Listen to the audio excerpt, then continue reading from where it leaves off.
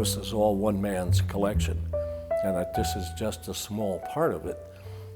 And I don't know how many people I've had tell me that this is the best weapons exhibit that they've ever seen. So, my name is Don Mummert. I live here in Boise, lived here since '45, so I'm not a native, but I feel like one. We should never lose sight that out there is the prison. It was a prison. It was where we put some of the worst people in our society and kept them, from intermingling and bothering the rest of us, and for punishment. So it was, like I said, the worst of our society. In here represents the very best of Idaho, the very best of our society. So to me, it's kind of I don't know if yin and yang is the right term to use for it, but I think they can be connected that way. They're both part of Idaho history.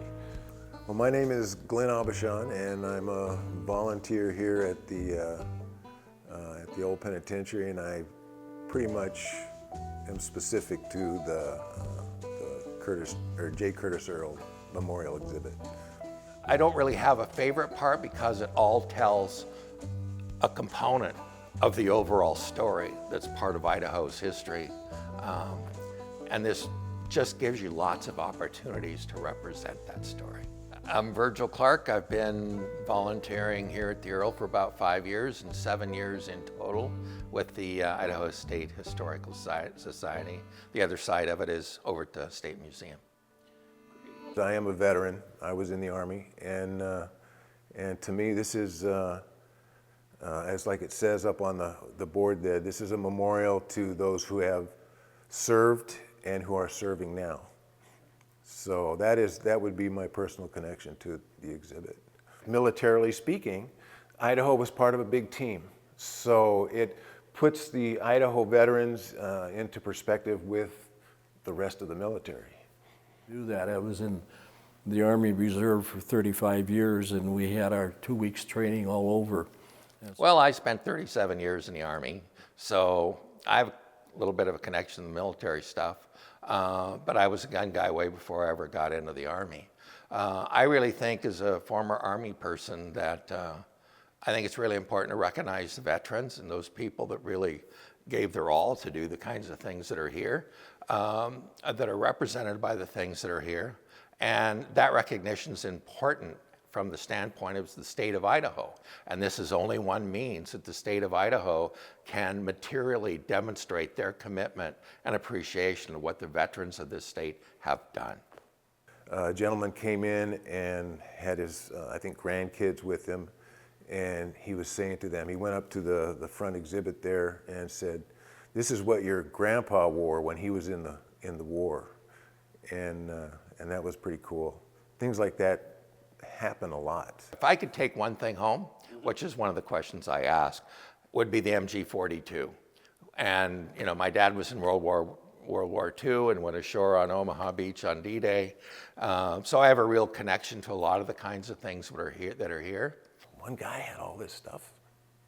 And then I'll tell him, from what I understand, I've been told there's actually more locked away somewhere. So, but that was his business. If they ask why, I said he was in the business of buying and selling firearms, old antique firearms, and as you can tell by the exhibit, this is definitely his passion.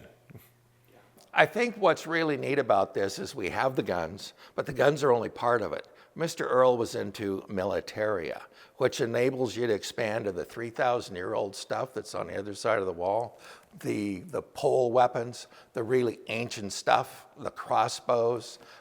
There is just this evolution of this material that is well represented in the Earl exhibit.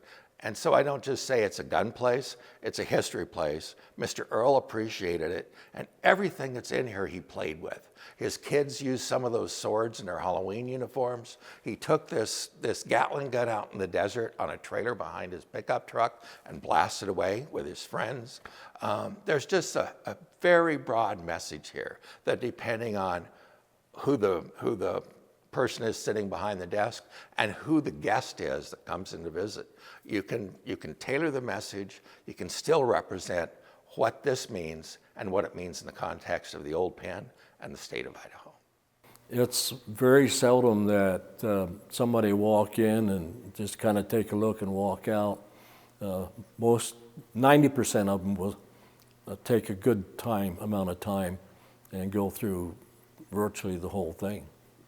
The state was carved out of the Wild West, and at some times it was really wild. And many of the kinds of weapons that are in here played a really significant part in the evolution of this state.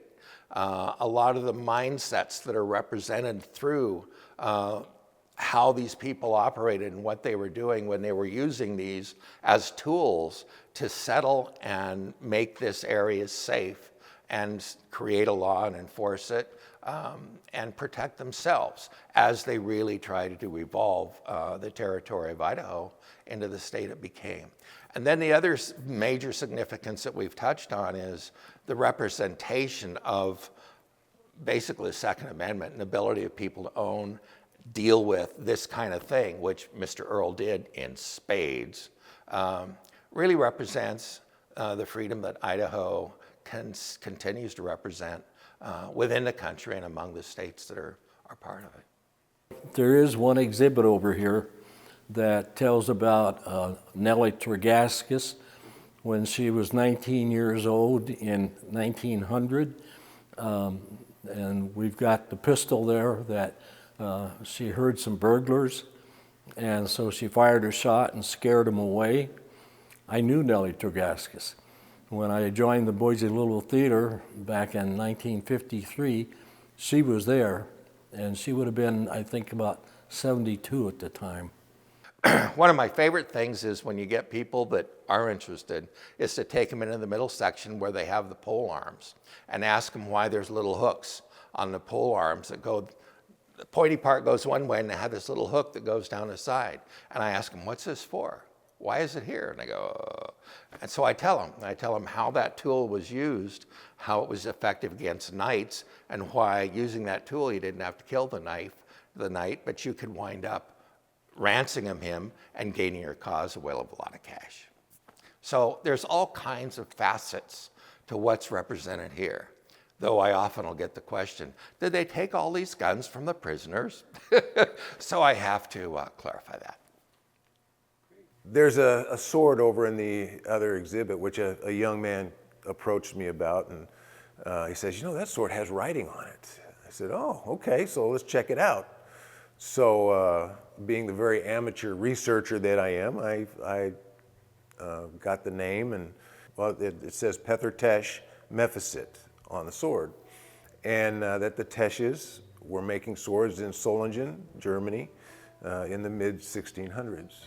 So, and then Mephisit, and I tried to look that up, and it at least appeared to me to be Latin for made me. It's amazing how many people said they had no idea that there was an exhibit like this out here. And I wish we could get more weapons in here. I love volunteering with Idaho State Historical Society because you're appreciated. Everybody, every member of the State Historical Society makes you feel like A, you're noticed, B, you're appreciated, and C, you make a difference. And they really spell that out. A volunteer is somebody that just likes what the Idaho, or appreciates what the Idaho State Historical Society does, what it represents in the many different contexts that it does its job.